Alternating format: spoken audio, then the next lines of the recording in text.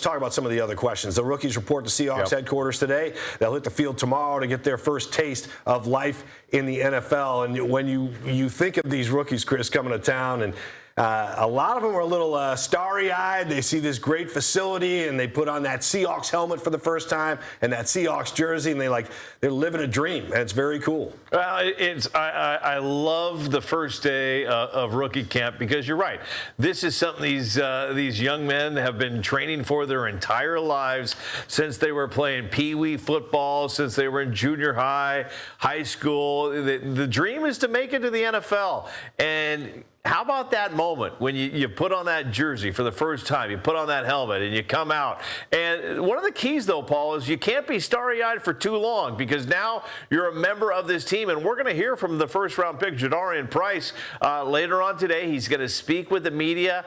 Can't wait to see him tomorrow at practice. I mean, this is somebody, Seahawks fans, that could be your starting running back come game one next season. Yeah, I think a lot of people are expecting him to be the starting running back for sure. He's got the prototypical body.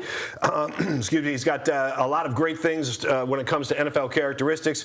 Had a strong combine. We've kind of just gone all over this with him, haven't we, with Jadarian Price and the fact that his numbers at Notre Dame, the fact that he didn't start at Notre Dame. He played behind one of the best running backs that school has seen in a long time, certainly one of the best running backs in this year's draft. Well, and we talked about this before the show. You know, people are, what's going to be so exciting about this? Well, let's be honest, Paul. They're going to put on their jerseys.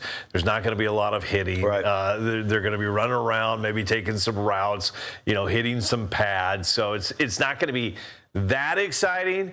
But if there is one player I'm excited to see, it is Bud Clark, and for several reasons. Did a little research on Bud Clark today. This is another young man that could be a starter for this Seahawks team coming out of TCU. I listened to some of his coaches from TCU, Paul, and this is what I love. When you're in college, and I've seen this with Sounders players, with other sports teams, they put these GPS tracking systems in them when they're practicing so they can kind of monitor their heart rate, how hard they're working. The coaches said when they look back at the past 2 years from Bud Clark, no one, and I mean nobody at TCU, moved around more and worked harder at practice than that young man right there. They said it was like he never stopped. He just kept moving nonstop. So that's what I'm excited to see at Seahawks rookie camp, is just to see this young man and how he attacks practice, how he attacks life. We know he's a hard hitter. We won't see that tomorrow, but we've also heard he is very fast on the field. And sometimes, Paul, you don't see that until you're up close at the practice facility watching these guys run, and you're like, okay, there's a reason I'm not in the NFL because this guy is flying right now. Yeah. Well, selfishly, as members of the media, we want to hear guys talk at the podium. And Clark and even Julian Neal, the third-round pick of the Seahawks, two guys that have really kind of lit it up when it comes to chatting with the media and having these heavyweight champion quotes that they have and these comments.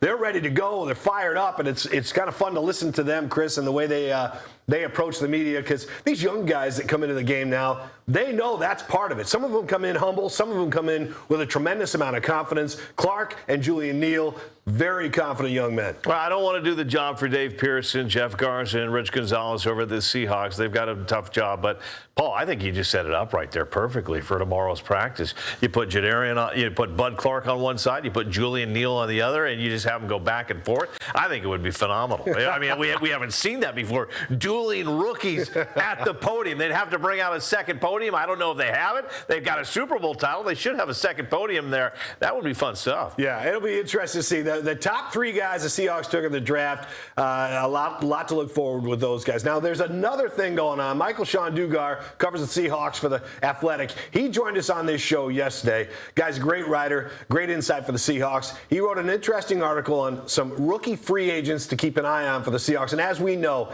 making the team as a rookie free agent, especially back in the day, was almost unheard of. Now, it's impossible to scout these guys all the time and find out who the top guys are. But he says the most intriguing, Aiden Hubbard, 6'4", 260-pound. That's a big outside linebacker out of Northwestern. He goes on to say in this article, Seattle wants to its defenders to be relentless. And you can see some of that when watching Hubbard chase down ball carriers. So Big Ten guy, 2 years at Northwestern, big body for an outside linebacker. Well, I mean, John Schneider and his crew, they know what they're chasing after. They know what they can get in the draft. They know what they can possibly pick up in free agency. So I wouldn't be surprised, Paul, one bit at all, if this young man makes the team or at least the practice squad. Yeah, that's the beauty of the practice squad. I mean, they have 70 guys out there now, and that practice squad is much bigger than it was back in the day.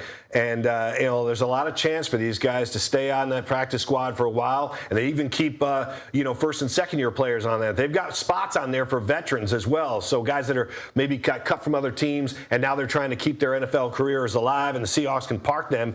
Listen, Quandre Diggs was one of those guys last year. Yeah. They put him on the practice squad. He hung on for that Super Bowl ride. Everybody loved Quandre, but it is interesting because, like I said, a guy like Aiden Hubbard and some of these other top rookie free agents that are coming here trying to keep their dream alive of playing professional football, and you cheer for those guys as much as you cheer for the guys that got drafted. Well, it's no secret, Paul. It's football. Players get hurt. What was one of the big keys to the success last for the Seahawks was people stepping up, guys stepping up, coming off that practice squad. All of a sudden, they're getting starting time. So you need depth. You need depth in your practice squad, and the Seattle Seahawks, they have it right now. Yeah, Mike McDonald's real big on that, as you mentioned. You got the 53-man roster, but he's all about the full 70-man roster that he has because he likes to. And the beauty we've talked about on the show before is that McDonald likes to see these guys at practice all week long and give one or two a shot on Sunday, so they know the next week. Oh man, they're looking at their teammates going, "This dude got on the playing field Sunday because he was impressive in practice. Now it's my turn to do that, try to impress the coaches and earn my spot on the active roster."